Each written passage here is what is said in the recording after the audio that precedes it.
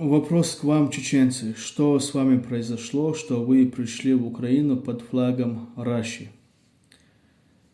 Я отвечу на этот вопрос, но короткий ответ у меня не получится, потому что нужно все разобрать по полочкам. И я не буду упрекать вас или какие-то народы, это всего лишь факты, которые вы можете проверить. Упреки – это не мой конек. Я уважаю все народности. Но когда наговаривают на мой народ, мне приходится об этом говорить. Возьмем чеченцы. Чеченцы до начала Первой войны было 1 миллион.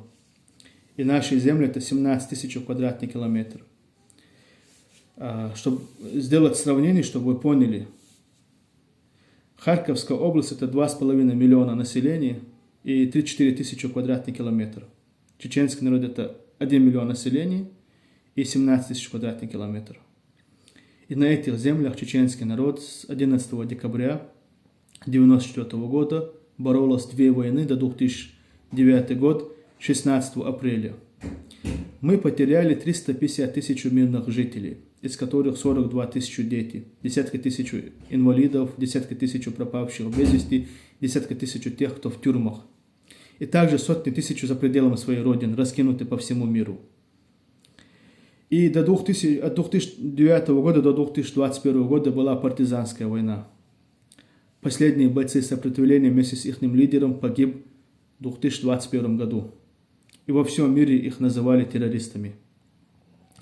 Нас обвиняли, на нас наговаривали и так далее, и все это хавали, начиная с стран СНГ и также самой в России, по всей России. Верили русскому миру.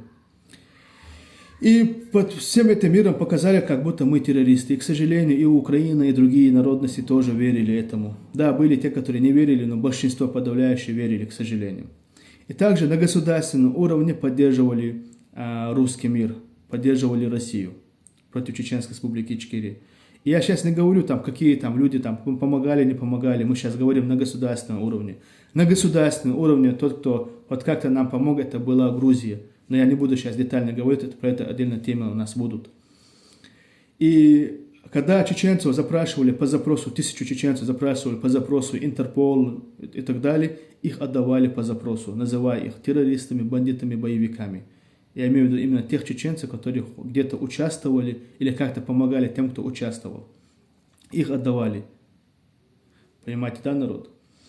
И почему появились кадыровцы и как они появились? Появились благодаря молчанию всего мира и безразличию всего мира по отношению к чеченскому народу.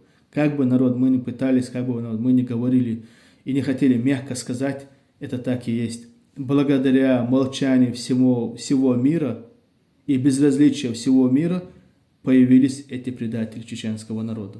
И они укрепились благодаря своим хозяевам из Москвы. Россия нас оккупировала, сделала частью своего государства и поставила своего наместника и своих людей на оккупированных землях. И чтобы их как-то укрепить, они выбрали предателей чеченского народа и поставили тоже рядом с собой. Понимаете, да? Поэтому чеченская государственность была убрана и поставлена российская государственность, Россия государство и Конституция Российской Федерации.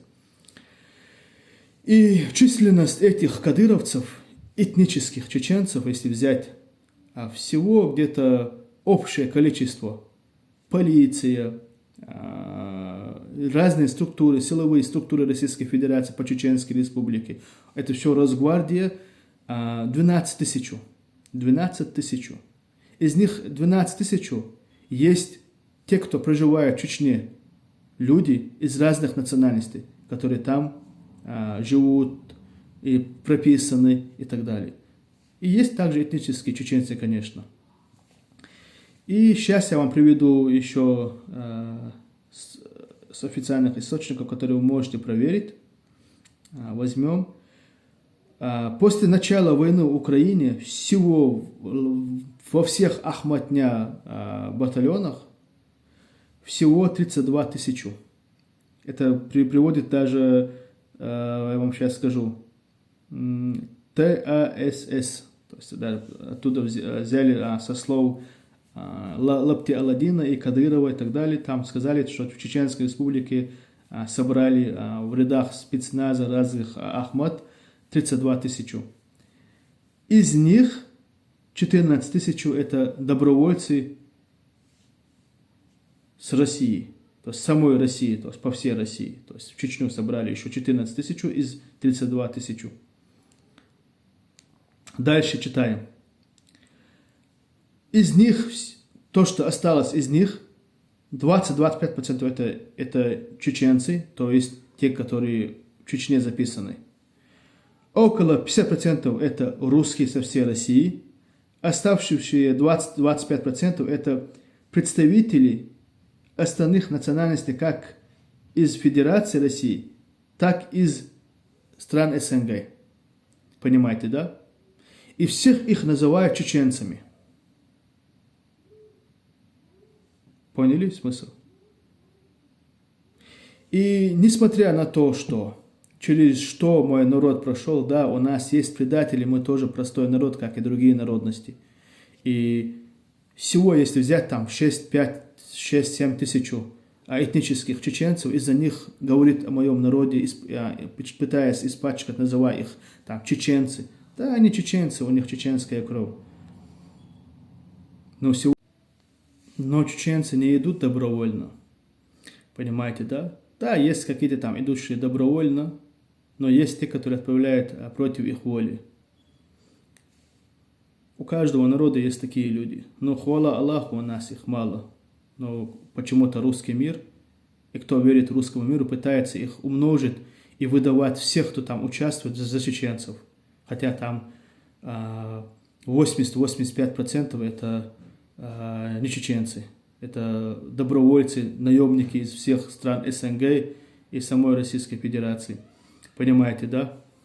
И также народ, наемники из Украины, из Беларуси, из других стран СНГ, из самой России воевали в рядах российской армии против Ичкерии-2 войны.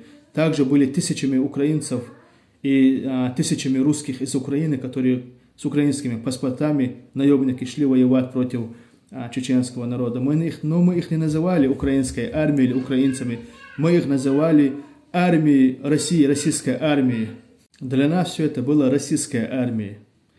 И вот приведу вам пример. Советский Союз, когда была война с Афганистаном, разве не отправляли другие национальности, кроме русских? Отправляли, конечно, и кавказцев, и татар, и башкир, и казахов, и узбеков, и таджиков, и украинцев, и белорусов, и так далее. Всех их отправляли на войну. Хотят или нет, отправляли. Потому что были под оккупацией.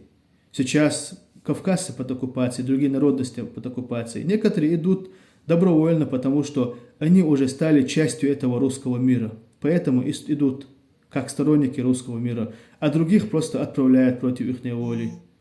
Вот вам пример, народ, чтобы вы размышляли, чтобы вы поняли, чтобы до вас дошло. Не нужно говорить за всех чеченцев и за чеченский народ.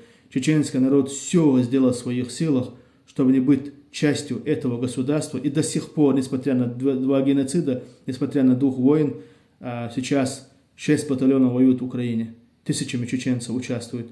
Другие чеченцы тысячами помогают, хоть как могут, словом и делом. Это все от маленького народа, который пережил геноцид, еще раз повторяюсь. Всем мира и добра, будьте за справедливость всегда.